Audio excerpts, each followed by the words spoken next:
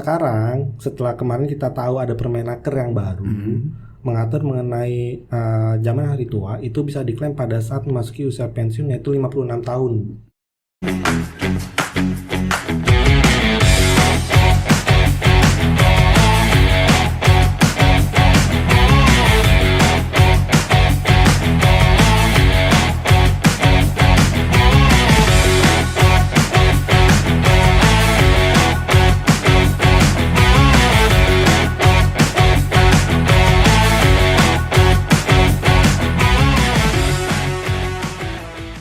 Hari ini kita bakal kedatangan tamu Spesial ya.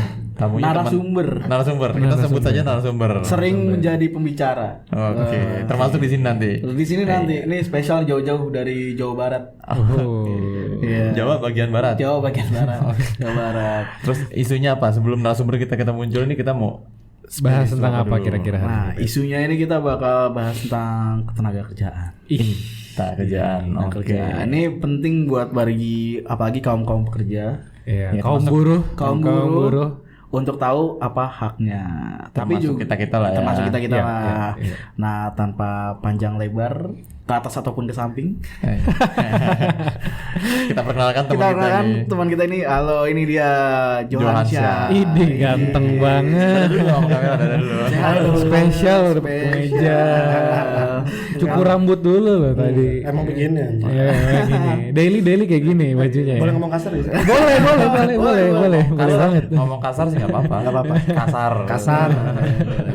Apa kabar, Jo? Ya begini-gini saja. Ya, terima kasih buat Johan Waktunya ya, udah menyempatkan waktunya di sini untuk ngobrol-ngobrol sama kita tentang ketenaga kerjaan, apalagi isu-isu tenaga kerja kan sekarang lagi naik banget nih. Naik banget. Ya, ya. Apalagi kemarin ada isu tentang Belum lama baru ada peraturan Menteri Tenaga Kerja yang kemarin diundangkan kan. Ya. Dimulai dari cipta kerja lah ya itu udah Cipta lama. kerja, Cipta kerja udah dari Cipta rame. kerja itu udah ramai sampai ke belakang-belakangnya kan banyak peraturan-peraturan pelaksana yang timbul. Nah, kita akan bahas nih di sini. Iya, tapi Langsung dari pakarnya. langsung yang dari penting itu. pakarnya, langsung dari pakarnya.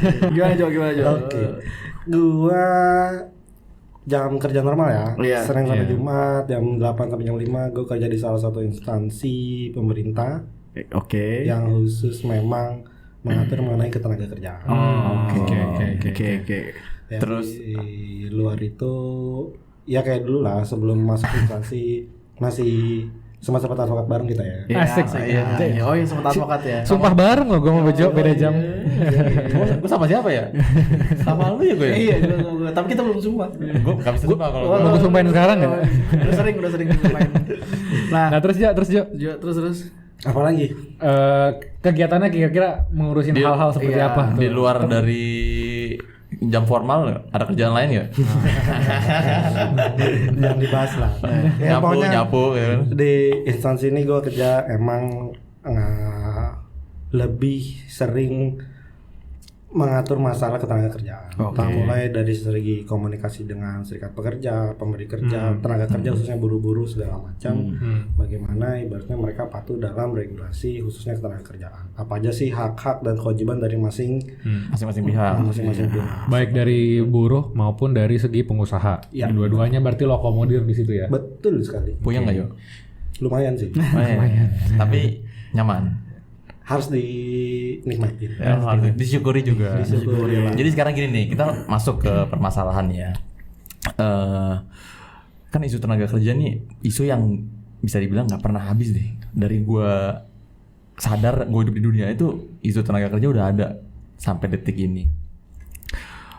Yang mungkin nggak akan kita bahas secara dari general dulu kan dalam hubungan kerja antara pekerja dan pemberi kerja, kita sebut pengusaha mungkin pemberi kerja ya, kalau di undang-undang dulu tenaga kerja kan pemberi kerja kita atau pengusaha. Bagi seorang pekerja banyak hak-hak yang melekat ya kan. Lu kalau kerja taunya apa aja lu hak-hak lu? Gue dapat tunjangan. Tunjangan apaan? Ya tunjangan hari raya kan ada.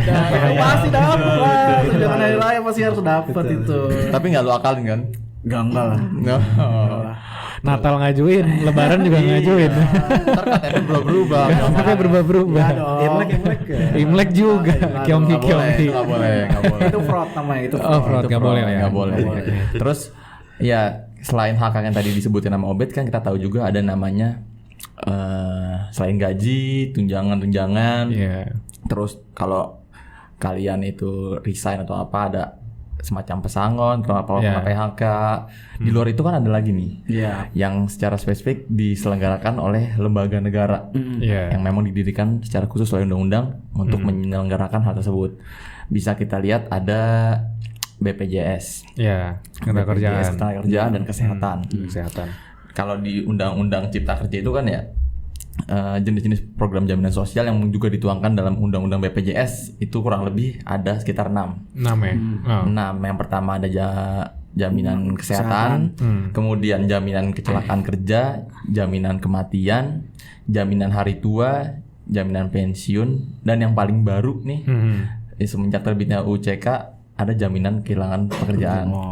Nah, ada banyak tuh ya yang dikasih pemerintah ya buat pekerja ya. Ada banyak karena itulah salah satu bentuk pemerintah memberikan perlindungan sebenarnya kan. Penghargaan, perlindungan kepada kita sebagai pekerja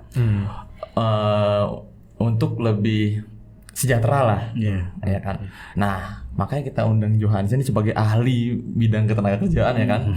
Pengen banyak yang kita tanya-tanyain gitu loh, kayak masing-masing dari jaminan itu mungkin kita khusus ke masalah yang ketenagakerjaan ya, karena kan diselenggarakan secara terpisah antara kesehatan dan ketenagakerjaan.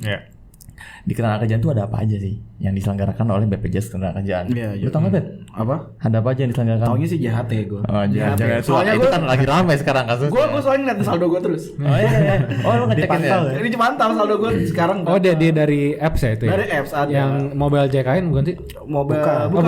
Bukan. Ada satu lagi gue lupa. Sekarang udah enak ya udah. Iya. Oh, kelihatan di situ kelihatan nominal ya. Kelihatan saldo berapa lu gitu. udah kerja berapa lama di situ, ntar saldo lu berapa. Ntar ada hitung-hitungan. Berapa saldo? Ada lah.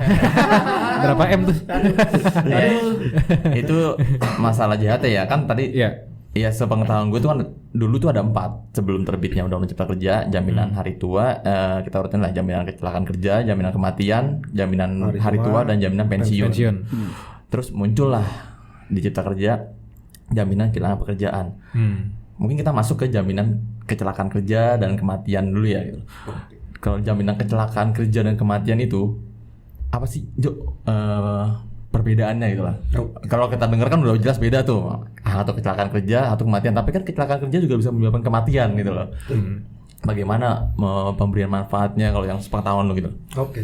Jadi kita bahas ketenagakerjaan khususnya jaminan sosial ya. Jaminan sosial. Di mana hak-hak tenaga kerja di luar sana pada saat memang dia aktif bekerja yang memang harus mereka peroleh dari si pemberi kerja.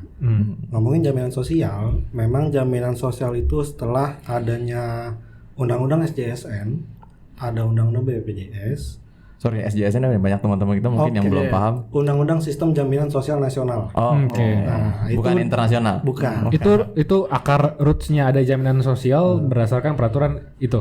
Akalnya itu dari Undang-Undang Dasar sebenarnya. Oh, Undang-Undang Dasar. Oke. Itu dasar. Oh, itu iya, dasarnya dari Undang-Undang Dasar. Konstitusi. Itu itu konstitusi itu. Akarnya, bukan undang-undang akar, Dari situ, dasar. dari situ makanya keluarlah Undang-Undang SJSN, Sistem Jaminan Sosial Nasional, lalu keluar Undang-Undang Badan Penyelenggara Jaminan Sosial. Di mana setelah adanya Undang-Undang BPJS itu, maka terbentuklah Badan Penyelenggara Jaminan Sosial yang dibentuk dengan undang-undang, di mana sebagai amanat dari pasal 5 Undang-Undang SJSN, bahwasanya Badan Penyelenggara Jaminan Sosial itu harus dibentuk dengan undang-undang. Keluarlah Undang-Undang BPJS yang membentuk BPJS Kesehatan dan BPJS Ketenagakerjaan. Jadi BPJS ada 2 nih, nggak cuma 1. Kadang kan orang di luar sana taunya BPJS ya udah BPJS Kesehatan. Padahal beda tuh ya, yang listing kesehatan sama ketenagakerjaan. BPJS Kesehatan dan BPJS Ketenagakerjaan itu adalah instansi yang berbeda, 2 badan yang berbeda, dengan penyelenggaraan jaminan sosial yang diamanatkan juga berbeda. BPJS Kesehatan itu khusus menyelenggarakan jaminan sosial kesehatan untuk seluruh masyarakat di Indonesia. BPJS Ketenagakerjaan menyelenggarakan sekarang ada 5 program jaminan sosial yang memang untuk khususnya tenaga kerja yang aktif bekerja, namun manfaatnya bisa juga dirasakan oleh si keluarga atau ahli waris dari tenaga kerja apabila memang mengalami resiko-resiko. Oh, jadi manfaatnya nggak cuma dirasakan oleh yang bekerja ya, betul, tapi juga bermanfaat dapat dirasakan oleh keluarga. Ya, balik lagi nih BPJS Ketenagakerjaan tadi gue bilang kan ada 5 program yang diamanatkan dan harus diselenggarakan oleh BPJS Ketenagakerjaan. Yang pertama tadi mungkin udah disinggung jaminan kecelakaan kerja. Jaminan kecelakaan kerja itu apaan sih sebenarnya? Jaminan kecelakaan kerja itu sebenarnya memang program yang khusus diberikan itu sebagai salah satu program dasar ya, manfaat dasar untuk tenaga kerja yang memang aktif bekerja apabila memang terjadi resiko-resiko pekerjaan, kecelakaan segala macam. Dimulainya dari mana? Dari saat tenaga kerja keluar pintu rumah menuju tempat kerja, kembali lagi ke rumah, atau pada saat perjalanan dinas yang memang bisa dibuktikan dengan surat perjalanan dinas lah, kurang lebih seperti itu. Apabila terjadi risiko kecelakaan kerja dan lain sebagainya, itu mendapatkan manfaat jaminan kecelakaan kerja. Oh, termasuk tuh. Jadi kayak baru keluar pintu rumah, terus misalnya nggak kepleset deh, nutup pagar jari kejepit putus. Iya bisa. Itu bisa, tapi mesti keluar dari rumah. Kalau masih dalam rumah belum itu. Belum. Karena kita nggak tahu dia Kalau misalnya kakinya doang yang baru keluar, Nanti baru keluar masuk lagi. proporsional. itu dia. Makanya jadi jaminan kecelakaan kerja itu manfaatnya apabila memang tenaga kerja mengalami resiko dari kecelakaan kerja, itu mendapatkan pengobatan atau ibaratnya pengobatan lah ya sampai tenaga kerja itu bisa pulih kembali, aktif bekerja kembali. Itu salah satu manfaatnya. Lalu yang kedua bagaimana apabila memang si tenaga kerja atas rekomendasi dokter harus istirahat dulu nih misalnya cedera perlu istirahat sebulan, 2 bulan, 3 bulan. Upahnya itu tetap dibayarkan, tapi oleh siapa? Oleh BPJS Ketenagakerjaan. Ini dengan nilai upah yang sama. Dengan nilai upah yang dilaporkan. Mantap. Dilaporkan oleh si pengusaha. dari pengusahanya ya. Iya, itu dia. Terus kalau dari sepengetahuan gue juga nih di jaminan kecelakaan kerja kita sebut JKK aja lah ya. Nggak hanya mengcover terkait kecelakaan kerja, tapi juga terkait penyakit-penyakit yang disebabkan oleh pekerjaan tersebut. Penyakit akibat kerja. Akibat kerja. Itu diatur secara terpisah ya, tersendiri di dalam peraturan presiden. Nah, kalau mau lihat jenis-jenisnya bisa atur peraturan presidennya. Iya. Terus gimana lagi ya? Kalau kayak tadi kan kalau misalnya manfaat yang diterima seperti itu. Kemudian ada nggak sih hal-hal yang dapat membuat seorang pekerja itu jadi nggak dapat itu loh? Jadi kehilangan manfaatnya gitu. Yang pertama apabila tenaga kerja sudah dinonaktifkan ya itu jelas karena tidak dalam masa pelindungan oleh jaminan kecelakaan kerja. Atau yang kedua pada saat terjadi kecelakaan misalnya jatuh nih ke seleo lalu dia pengobatannya tidak melalui pengobatan medis. tradisional misalnya. Urut. Nah, rata-rata kan orang Indonesia banyak kayak gitu ya. Percaya tradisional dulu atau enggak herbal dulu yang memang secara medis itu belum bisa diakui lah. Dulu suka pijat di radio dalam itu nggak kena cover bed. Itu pijat kecelakaan kerja atau enggak ada pijat tradisional di sana. ada. itu bukan pijit, itu pijit stres kerja. Itu emang kerjaan pijit. Itu nggak di cover ya? Nggak di cover. Enak-enak akan di cover gitu. Makanya jadi kita kerja seperti itu. Apalagi kalau misalnya memang mengalami risikonya sampai meninggal akibat kecelakaan kerja ya. Nah, meninggal akibat kecelakaan kerja itu juga mendapatkan manfaat santunan untuk si ahli waris yang ditinggalkan. Besarannya berapa? Besarannya 48 kali upah yang dilaporkan.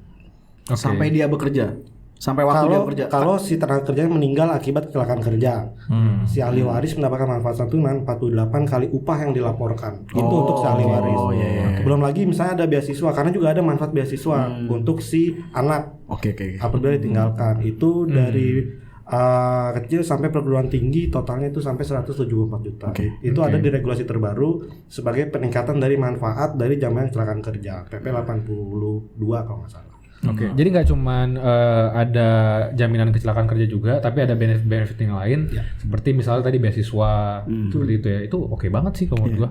Tapi Jo, gua mau nanya, kalau misalnya dia kan kata lu tadi dia ada, kalau misalnya dia resiko, misalnya nggak suruh istirahat sama dokter ya, suruh istirahat sama dokter, terus dia ditanggung dulu nih sama si BPJS nih tenaga kerjaan. Nah tapi kalau misalnya dia cacat nih Jo, jadinya dia kan kecelakaan, misalnya amit-amit dia cacat misalnya di bagian tubuh mana, dan akhirnya karena cacatnya dia itu dia nggak bisa bekerja. Nah itu penanggungannya sama atau beda lagi Jo? Kalau misalnya kecelakaan kerja mengakibatkan cacat ya, Iya, kita lihat cacatnya itu cacat seperti apa dulu. Kalau misalnya cacat sebagian, entah mungkin harus ada diamputasi nih. Biasanya case-case yang ada di lapangan itu pada saat bekerja buru-buru pabrik, ada kecelakaan karena mesin harus diamputasi jarinya berapa ruas. Itu ada santunannya tuh. Nah, itu ada lampirannya. Terus juga kalau misalnya cacat sehingga mengakibatkan fungsinya tidak bekerja secara normal kembali. Nah, itu ada program juga dari program jaminan kerja yang diselenggarakan oleh BPJS Ketenagakerjaan itu namanya Return to Work. Oke. Jadi ada pelatihan untuk si tenaga kerja memang mengalami cacat sebagai atau cacat fungsi untuk bisa bekerja lagi walaupun memang fungsinya berbeda lagi. Oke. Jadi Kemampuannya biasa berkurang. kemampuannya berkurang. Oke, Tuh. sekarang kita beralih ke jaminan kematian. Oke. Kayak tadi kan sempat lu singgung di jaminan kecelakaan kerja ya ada kematian yang disebabkan kecelakaan kerja dapat santunan. Bedanya sama jaminan kematian tuh apa sih? Kalau dari yang gue baca sih ya, jaminan kematian itu manfaat yang diterima bagi pekerja kalau dia meninggal bukan karena kecelakaan kerja. Nah, tapi secara teknis gue kurang paham. Itu mungkin pengen gue tanyakan sekarang nih, gimana Jo? Oke. Kita berarti lanjut ke program jaminan kematian ya. Iya. Atau biasa disingkat itu JKM kalau di lapangan. JKM. Jaminan kematian itu apa sih? Bahwasanya kita pasti akan meninggal ya pada waktunya. Iya. Itu Cepat atau lambat. cepat atau lambat kita nggak tahu kapan dan kita nggak bisa menentukan kapan juga. Iya. Si bedanya dengan jaminan kecelakaan kerja, meninggal akibat kecelakaan kerja dengan jaminan kematian, dua-duanya tetap dapat santunan. Oke. Hanya besarannya berbeda dan sebabnya juga berbeda. Jaminan kematian manfaatnya itu sebesar 42 juta diberikan apabila si tenaga kerja memang sudah meninggal untuk si ahli waris. Apabila si tenaga kerja sudah meninggal bukan karena kecelakaan kerja. Oke. Oh, Nyakit. jadi di situ ya garis bawahnya adalah jaminan kematian ini manfaat yang diterima apabila pekerja meninggal bukan karena kecelakaan kerja. Bukan karena kecelakaan Karena kerja. memang misalnya contoh tiba-tiba serangan jantung di serangan rumah. jantung di rumah seperti itu. Atau mungkin lagi tidur nggak bangun-bangun. Iya. Ternyata begadang ya. Kurang sih. kurang. Lanjut. Kasar, Oke. kayak Jadi garis bawah di situ. Terus Itu nilainya untuk semua pekerja rata 42 juta. Rata. Kalau untuk Berarti manfaat nggak tergantung sama masa kerja lo berapa tahun. Itu semua sama semua. 42 juta. 42 juta. Oke. Dan itu kalau misalnya dari segi iuran ya, dari segi iuran itu sangat kecil sebenarnya di lapangan. Kecelakaan kerja itu memang kita klasifikasikan resiko dari masing-masing resiko pekerjaan. iya, jadi makin rendah risiko mungkin makin rendah Makin iurannya. rendah. Paling rendah itu presentasenya setahu gua 0,24% kali upah yang dilaporkan. Coba aja hitung misalnya upahnya 10 juta atau 5 juta lah yang udah sesuai NK. 0,24% dikali 5 juta itu berapa? Kecil banget sih. Iya. Dan itu harus dibayarkan oleh si pemberi kerja, nggak boleh dari si tenaga kerjanya. Ya kalau kita ngeliat dari manfaatnya itu berguna banget gitu. Di luar dari misalnya secara khusus diatur dalam perjanjian manfaat yang diterima dari perusahaan, tapi yang jelas negara memberikan perlindungan di sini ya. Betul. Oke. Habis itu juga jaminan kematian itu cuma 0,3% kali upah yang dilaporkan. Dengan manfaat tadi santunan kematian 42 juta, bisa kita nabung sebulan sekian untuk nyampe 42 juta berapa puluh tahun atau mungkin berapa harus ratusan tahun kali buat dapat 42 juta. Ratusan tahun. Ratusan tahun. Karena gue pernah ngitung. Oh, Kalau misalnya upah gue gabut misalnya banget lah pengen kayak gitu aja. itu dia. Karena sebagai gambaran. Oh, sebagai biar si gambaran. pemberi kerja ini atau tenaga kerja sadar betapa pentingnya jaminan Ya, tapi sosial. mestinya lu juga ngitungin itu jadi lu tahu manfaat yang akan diterima ahli waris lu gitu loh. Ini kita bicara kalau situasi terjadi ya, terburuk terjadi. Atau Nah tapi kan kalau misalnya ngomongin ahli waris ya, ini agak sedikit out of the topic. Tapi kalau misalnya di ketenaga kerjaan, kalau misalnya si tenaga kerja itu meninggal, nah ahli warisnya itu apakah sudah ditentukan dalam sudah ditentukan atau kan kita meninggal nggak tahu kapan ya? Ahli warisnya tuh ke siapa gitu maksudnya. Kalau misalnya gue pakai asuransi sebelum gue ngisi ngaji form gitu buat ngajuin asuransi, gue tulis tuh ahli waris gue siapa. Nah kalau tenaga kerjaan tuh siapa? BPJS tenaga kerjaan melihat dari kartu keluarga. Kalau misalnya nih ada case si yang bersangkutan tenaga kerja punya istri 2. Itu biasanya satu didaftarkan, satu tidak. Aduh. Tiba-tiba yang tidak mau klaim JKM-nya. Nah, kita ngeliat kartu keluarganya siapa yang terdaftar. Kalau kayak gitu rame kantor BPJS. Ramenya bukan ngurusin klaim, ngerasain sengketa waris. Itu dia. Jadi kalau kita lihat dari BPJS ketenagakerjaan itu ngelihat dari kartu keluarganya. Ahli warisnya tuh siapa sih di situ? Entah dari istri, anak segala macam. Kalau misalnya Belum berkeluarga keluarga, abis itu dia tugas kita lihat orang tuanya. Oh, jadi Vertikal ngeliat ke ya? atasnya. Vertikal. Ke atasnya. Oke. Oh. Berarti kita tinggal lihat orang tuanya gitu ke atas. Kalau misalnya orang tua udah nggak ada juga. Kalau misalnya dia kayak Haji Sebatangkara. Nah, itu dia. Bisa kita ngeliat ke samping. Nah, ke samping. Makanya penting lihat atas, bawah, kanan, kiri, depan, belakang. Nah, bisa kayak gitu. Itu untuk si ahliwari. Oke, itu tadi. Berarti kita nggak usah musing-musingin ini kan, musing-musingin gua akan ngasih uangnya akan ke siapa nanti ahli, karena at the end ya akan ada juga pihak-pihak yang akan menerima benefit dari seandainya gua meninggal gitu karena kecelakaan kerja ataupun karena apapun itu sebabnya. Oke. Terus kita pindah ke tadi jaminan kematian. Sekarang masuk ke jaminan hari tua. Nah, jaminan Wah, ini yang hari tua ini lagi rame banget. Karena nih. baru keluar Permenaker yang baru. Iya. Nomor 2 tahun 2022. Ya, seingat gua. Nah, tapi kita bicara dulu ya Mas, secara general. Jaminan hari tua itu benefitnya seperti apa? Kan selain ada jaminan hari tua ada jaminan pensiun. Kita bahasnya lah tuh, maksudnya kayak perbedaannya JHT sama pensiun itu apa sih gitu loh secara garis besar. Oke. Konsepnya sekarang masuk jaminan hari tua dan jaminan pensiun ya. Iya. Yang gua tahu, ini kalau misalnya ada yang lebih tahu, terus gua salah mau koreksi ya. Tinggal komen. Nah, Ya paling kalau Hujat. kalau gue lebih tahu ntar gue marahin dulu. jadi konsepnya jaminan hari tua itu ialah sifatnya tabungan.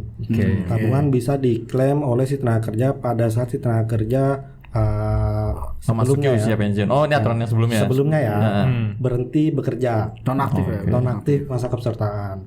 Tapi sekarang setelah kemarin kita tahu ada Permenaker yang baru mengatur mengenai jaminan hari tua itu bisa diklaim pada saat memasuki usia pensiun yaitu 56 tahun.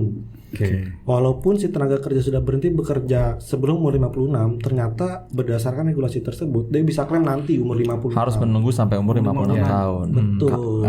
Kalau sebelumnya sebelum umur 56 tahun bisa diklaim. Bisa diklaim dengan masa tunggu satu bulan ya. Oh. Jadi memang secara timeline historisnya pada saat penyelenggaraan jaminan sosial ketenaga kerjaan itu dulu diselenggarakan oleh Jamsostek, setahu gua bahwasanya tenaga kerja bisa klaim itu dana JHT-nya secara sekaligus apabila tenaga kerja sudah berhenti bekerja dengan masa tunggu 5 tahun kalau tidak salah ya. Sebelum itu ya. Lalu bertransformasi nih jadi BPJS ketenagakerjaan. Si tenaga kerja bisa klaim JHT-nya apabila si tenaga kerja sudah berhenti bekerja atau nonaktif masa kepesertaan dengan masa tunggu hanya 1 bulan. Tanpa harus menunggu sampai umur 56 Tanpa harus tahun. menunggu sampai 56 tahun. Itu berdasarkan Permenaker nomor 19 yang tahun 2016. tahun 2015. Oh, 2015. Oke. Lalu kemarin tiba-tiba Kementerian Ketenagakerjaan itu mengeluarkan Permenaker nomor 2 tahun 2022 yang mengatakan bahwasanya JHT itu bisa diklaim oleh tenaga kerja yang sudah memasuki usia pensiun atau berhenti bekerja pada saat umur 56 tahun. Jadi walaupun tenaga kerja itu sudah berhenti di bawah sebelum umur 56, bisa diklaimnya nanti umur 56 tahun. Bukan menghilang ya, cuman memang tertunda Bukan sampai umur. menghilang. Tapi kan memang kalau kita lihat dari Judul programnya jaminan hari tua yang memang itu kan dikhususkan untuk kesejahteraan di hari tua. Hari tua itu kita lihatnya kapan ya? Mungkin di usia pensiun gitu loh. Terus yang mau gue tanyakan juga, kalau misalnya nih gue deh bekerja sebelum gue udah masuk umur 56 tahun, tapi gue belum berhenti kerja, gue masih mau kerja. Itu gue bisa nerima manfaat JHT itu nggak? bisa klaim sebagian dana JHT-nya. Oh gitu. Oh gitu ya. Ada pilihan tuh biasanya. Kalau nggak salah tuh antara 30% dengan syarat tertentu dan 10% juga dengan syarat tertentu. Nah itu juga dengan masa kepesertaan sekian lama. Minimal 10 tahun kalau nggak salah itu. Nah kalau nggak salah minimal 10 tahun itu bisa dia klaim sebagian, tidak secara keseluruhan. Jadi sebenarnya walaupun setelah dengan Permenaker ini baru bisa diklaim umur 56, dana JHT-nya itu tabungan si tenaga kerja itu nggak akan hilang dan juga bisa diklaim sebagian. Nah itu dia. Jadi ibaratnya JHT itu memang pada konsepnya disiapkan untuk si tenaga kerja pada saat tenaga kerja memasuki hari tua. Jadi nggak perlu pusing-pusing nih hari tua, tinggal nikmatin dari JHT. Sama satu lagi JKP, jaminan JKP, JP, jaminan pensiun. Kan karena kedua ini kan memang mirip-mirip kan. Jaminan pensiun mirip. Emang perbedaannya apa sih Jo? Kalau jaminan pensiun itu kembali lagi bahwasanya sekarang tenaga kerja itu nggak usah khawatir, nggak perlu iri juga sama teman-teman ASN. Kalau dulu zaman dulu kan orang ngelihat wah ASN bisa dapat pensiun nantinya ada nih. pensiunan, ya. Sekarang tenaga kerja di luar ASN juga nggak usah khawatir, bisa juga dapat manfaat itu. Pensiun dari negara. Pensiun dari negara. Dari negara. Manfaatnya itu bedanya sama JHT. JHT itu bisa diklaim secara keseluruhan. Jaminan pensiun itu kalau memang masa kepesertaan sudah lebih dari 15 tahun, sudah memasuki usia pensiun, si tenaga kerja bisa dapat manfaat secara bulanan juga, sama kayak ASN. Oke. Nah, atau setelah masa kepesertaannya belum nyampe 15 tahun nih. Masa kepesertaan setahu gue tuh hanya sampai 1 tahun terus terjadi meninggal karena kecelakaan kerja. Si ahli waris dapat santunan jaminan pensiun itu secara berbulan, secara berkala. Jadi tidak secara lamsam. JHT-nya dapat, JP-nya dapat. Atau misalnya tenaga kerja alhamdulillah panjang umur ya. Masuki usia pensiun, berhenti bekerja, tapi masa kepesertaan belum sampai 15. Dia bisa klaim jaminan pensiunnya itu secara lamsam sekaligus. Jadi bisa secara berkala, bisa secara sekaligus, dan juga sebagai jaring juga nih untuk si ahli warisnya kalau memang terjadi resiko meninggal karena kecelakaan kerja bisa dapat manfaat santunan secara berkala. Oke. Gue baru tahu loh, jujur gue baru tahu. Gue udah kerja udah ratusan tahun ya kayaknya ya. Enggak, baru bentar lah. Gue kerja baru bentar, tapi sama Dendels anjir. tapi hal-hal kayak gitu yang mesti kita perhatikan gitu loh. Hal kayak gitu, tapi selain kita otaknya pikir gaji kapan nih, gajian. Padahal di luar gaji dan tunjangan lu tuh punya hak nih. Ada satu lagi hak yang belum kita bahas. Nah ini hak yang mungkin dibutuhkan oleh orang-orang sekarang nih dalam resiko bekerja, jaminan kehilangan pekerjaan. Ini kan baru banget karena belum ada sebelumnya. Setelah Undang-Undang Cipta Kerja itu diundangkan tahun 2020 ya. 2020 muncullah jaminan kehilangan pekerjaan. Apa sih Jo? Bisa dijelasin nggak? Oke. Jadi kondisi setelah keluarnya Undang-Undang Cipta Kerja, BPJS Ketenagakerjaan kembali diamanatkan untuk menyelenggarakan satu program jaminan sosial tambahan, yaitu jaminan kehilangan pekerjaan. Aturan turunannya itu PP 37 tahun 2021. Jaminan kehilangan pekerjaan itu bisa dimanfaatkan oleh si tenaga kerja yang memang mengalami PHK. Tok PHK aja. Harus PHK ya. Oke. Kalau dia mengundurkan diri nggak termasuk di situ termasuk juga. di situ. Harus di PHK gitu ya, karena memang dari perusahaan diputus hubungan kerjanya. Itu dia. Manfaatnya apa nih dari JKP? Pertama, pemberian santunan sebesar 45% dikali upah yang dilaporkan atau upah maksimal itu perhitungannya 5 juta. 45% dan juga untuk pensiunnya itu 25%. Itu 45% kalau nggak salah untuk 3 bulan pertama, setelah putus hubungan kerja itu, kemudian lanjut 3 bulan berikutnya sebesar 25% dari upah yang dilaporkan terakhir atau maksimal 5 juta. 5 juta upahnya maksimal. Batas atasnya itu ya. Batas atasnya itu. Lalu juga ada pelatihan kerja. Ini manfaat kehilangan pekerjaan itu ada pelatihan kerja. Ada pelatihan kerja. Lalu juga ada pemberian informasi mengenai akses lowongan pekerjaan. Lumayan banget dong. Berarti yang untuk yang manfaat yang tadi JKP itu hingga dia mendapat benefit itu dari pemerintah hingga dia mendapatkan kerjaan yang baru. Atau itu maksimal 6 bulan. Maksimal 6 bulan. Jadi dikasih training selama 6 bulan gitu. Walaupun dia misalnya setelah 6 bulan masih belum juga, ya itu kenapa lu malas banget gitu. Dan seingat gue juga pada saat si tenaga kerja mau klaim manfaat JKP-nya itu harus ada statement atau pernyataan bahwa si tenaga kerja itu mau untuk aktif bekerja kembali. Iya. Jadi nggak secara pasif juga lah dia menerima manfaat dari yang. Jadi udah. Tapi dia juga punya fighting spirit. Harus ada fighting spirit. Jadi jangan 6 bulan dia nyantai-nyantai. Main rental PS. Nah itu dia. Iya, JKP jadi main rental kan parah. Dia juga harus terlatih juga ya, disiapkan untuk itu. Terus kalau gue baca juga di terkait JKP itu, pekerja itu berhak mengklaim JKP sebanyak 3 kali seumur hidupnya. Dengan masa jeda itu 5 tahun sejak menerima manfaat JKP sebelumnya. Jadi kalau misalnya dia pertama kali udah pernah di PHK, 5 tahun kemudian amit-amitnya di PHK lagi, dia bisa mengklaim untuk JKP itu ya. Tapi ya jangan sampai lah di PHK. Kalau misalnya lebih dari itu anjir emang masalah dulu lagi. Lu kayaknya harus introspeksi di emang yang kerok sih kayaknya. Nggak ada yang tahu kan. Nggak ada yang tahu tapi. Makanya memang jaminan sosial itu sangat penting dan memang pada saat ini kesadarannya itu masih sangat bisa dibilang agak kurang ya. Bahwasanya memang masih ada tuh di luar kasus bahwasanya memang si tenaga kerja belum dapat jaminan sosialnya padahal itu hak mereka. Nah kalau kayak gitu kayak gimana tuh Jo? Nah kayak misalnya ada yang nggak dapat bisa lapornya kemana gitu loh? Memang untuk saat ini BPJS Tenaga yang diamankan untuk menjalankan jaminan sosial ketenagakerjaan ya, diberi tugas untuk melakukan sosialisasi dan ibaratnya meningkatkan kepesertaan. Bahwasanya ini sudah ada regulasi yang jelas bahwa ada kewajiban dari pemberi kerja dan hak tenaga kerja dan itu harus dipenuhi. Dari BPJS Tenaga itu biasanya dia melakukan edukasi sosialisasi. Apabila memang si tenaga kerja belum patuh jaminan sosial ketenagakerjaan.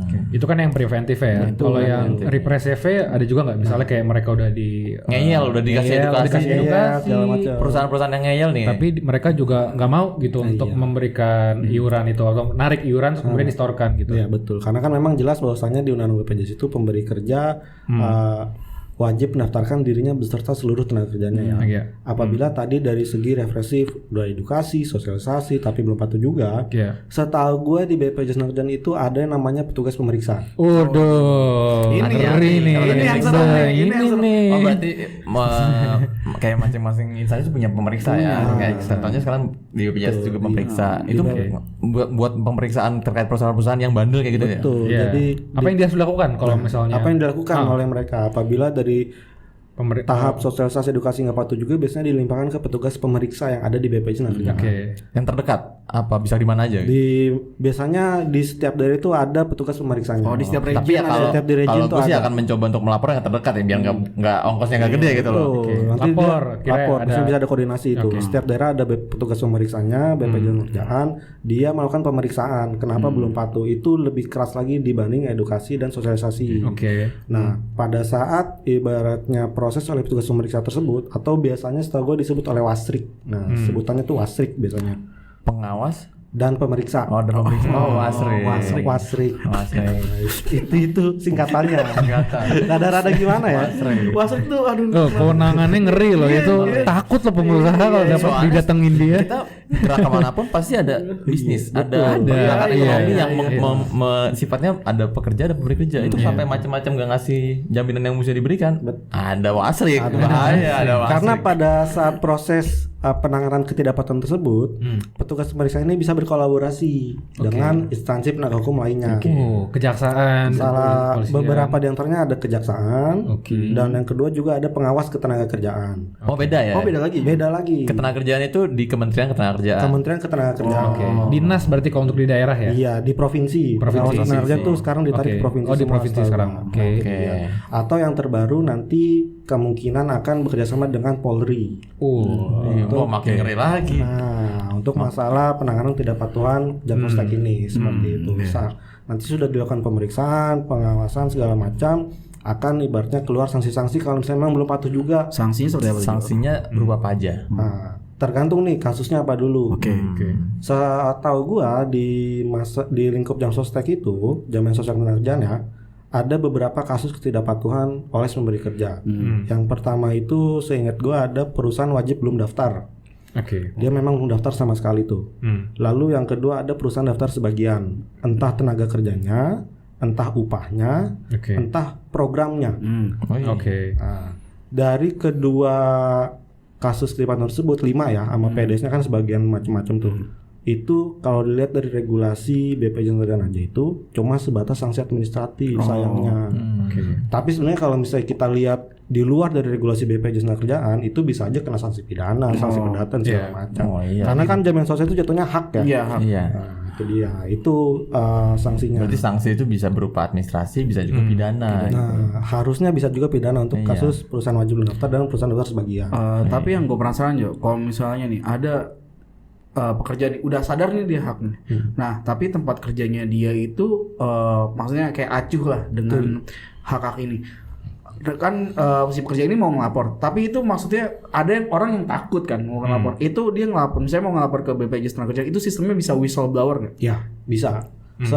Apabila memang tenaga kerja itu dia sadar akan haknya, tapi si pemberi kerja tidak memberikan haknya, dia bisa melaporkan ke pihak pemeriksa BPJS Tenaga atau enggak pihak pengawas ketenagakerjaan provinsi. Pengawas nyari yang itu caranya maksudnya kayak kalau whistleblower itu maksudnya dia bisa bersurat kah atau kemana kah biar kita teman-teman kita juga tahu nih dia mau ngelapor kemana gitu. Bisa bersurat. Lu kenapa belum bersurat Jo? Enggak.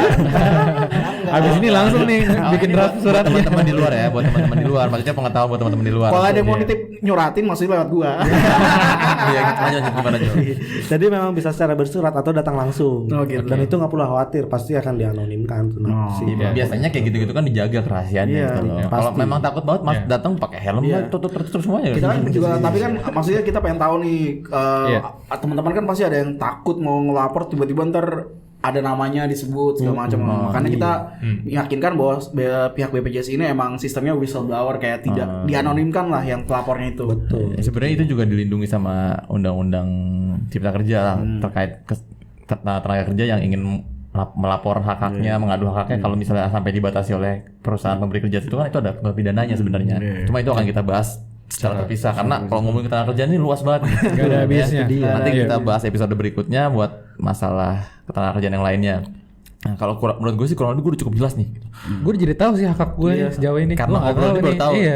Tadinya kita diajak mau ngobrol dulu nih gatal banget sebelum mulai video kayak tapi tahan deh. Jadi pengen ngitung udah gue kumpul berapa.